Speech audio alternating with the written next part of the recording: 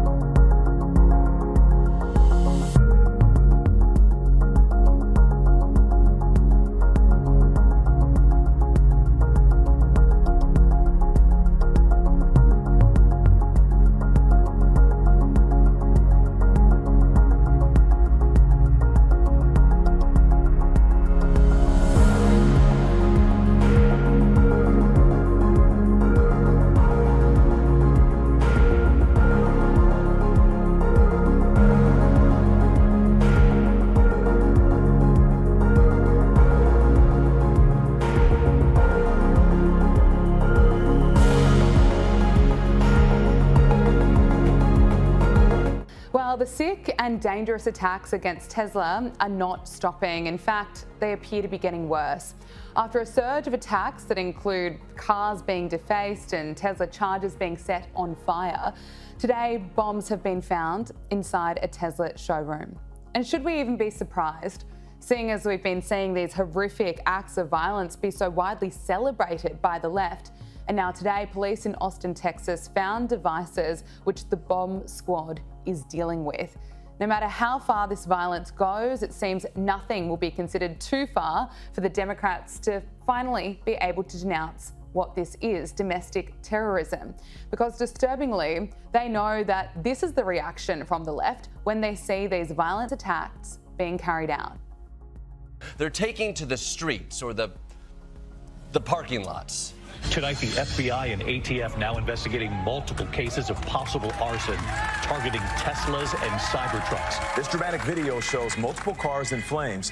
Police say the attacker used Molotov cocktails. It's the latest in more than a dozen instances of arson and vandalism targeting Tesla. The same suspect shot more Teslas with a gun. Tesla Cybertrucks were set on fire in Kansas City, and earlier this month, shots fired at a Tesla dealership in Oregon. Cybertrucks on fire in Seattle. Wow, you guys like petty acts of domestic terrorism, huh? That was the actual reaction from the audience on The Daily Show last week. Such sick stuff.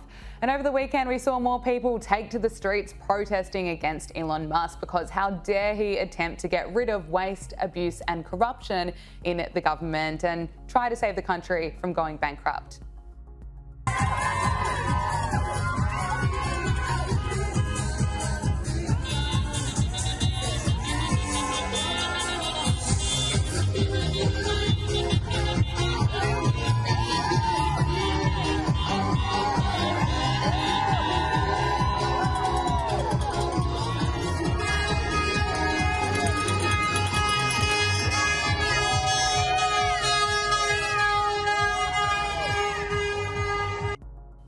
These people are crazy. There's someone with a sign claiming that Elon is stealing your money.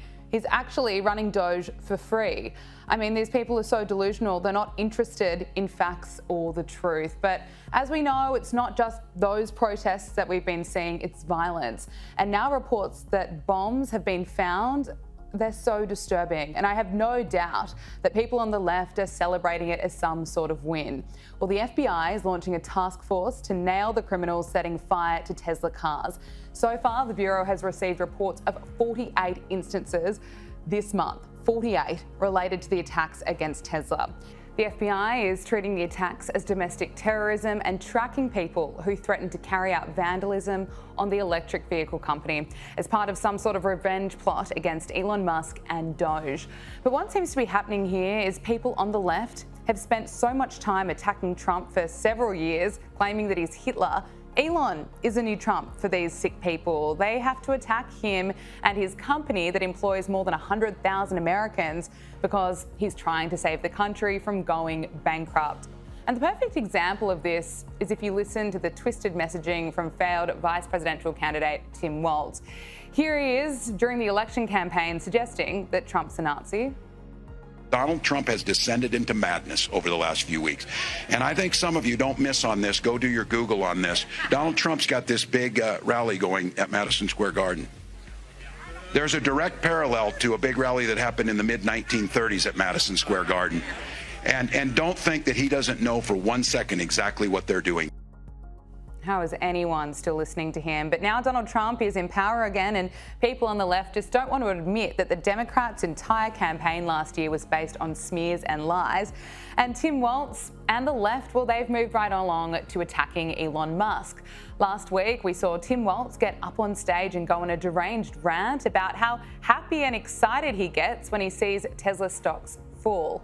Well, it's not a good day for Tim Walz or any one of those Democrats who attended the protests over the weekend because Tesla stocks have surged, going up 11% in a single day, which is the largest single day move of the year for the company. And Tesla shares are now up more than 20% since Tim Walz went on his rant.